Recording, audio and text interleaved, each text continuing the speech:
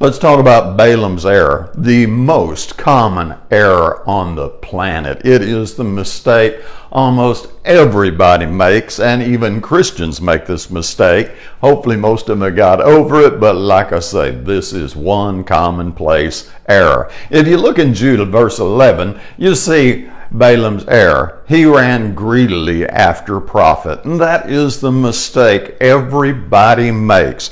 They put money number one. They think, man, when I get enough money, then I can be, and they have their whole big to-do list after they get rich enough, but they never get rich enough, just like we never have time enough for anything. That's pretty common too.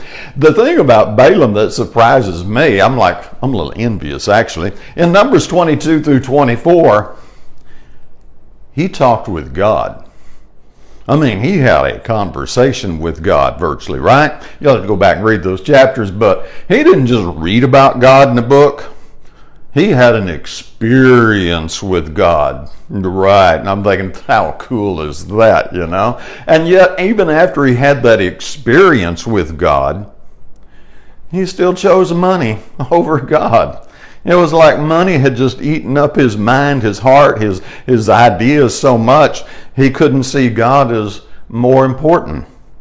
And if you'll think about it, that is the most common mistake in America, right? Probably the planet, probably all history. Just to be honest about it. Money is so deceptive. It just fool's gold. Basically, money here is somewhat comparable to monopoly money. It's okay during the game. You got to have it. You got to play by the rules to win. But when the game's over, the monopoly money is not worth anything. I mean, you don't take monopoly money to go do your grocery shopping, right? And when this life is over, all the money we had, not necessarily wrong, but all the money we had stays right here and doesn't buy a thing on the other side of the tombstone. It doesn't count on the other side of the tombstone. But people can't see that. It's deceptive. It's really a kind of an odd, mysterious voodoo kind of thing. What I'm going to tell you is find your balance with both of them. There was nothing wrong with Balaam having a profit, I better add in the right way. Nothing wrong with you being profitable and having a good bank account and, comfortable circumstances. God's not against that. 1 Peter 5:8, he tells us to provide for our own household.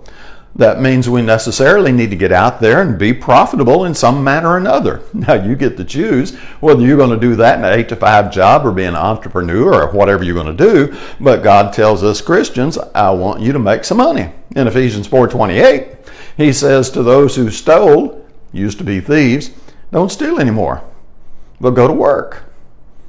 Provide for yourself and then try to have some left over to help other people.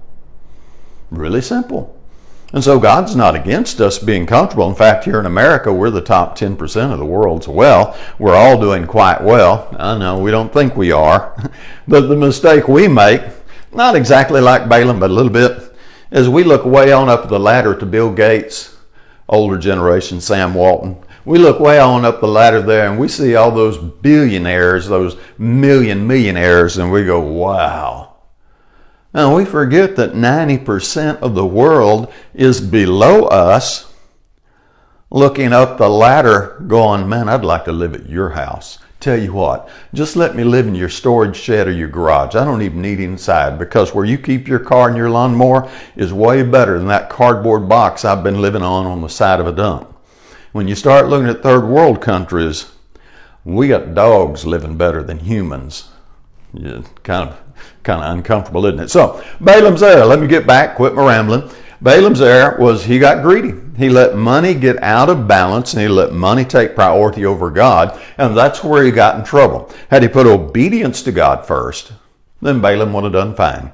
But he put money over God and he was never happy, and if you follow his story, he was eventually killed in battle. Oh well, that's the way it goes. People who love money, what do they say? Money makes a horrible master. Good servant, horrible master. Balaam found out the hard way. I'm going to encourage you not to find out the hard way. So there's just something to think about and give it some thought.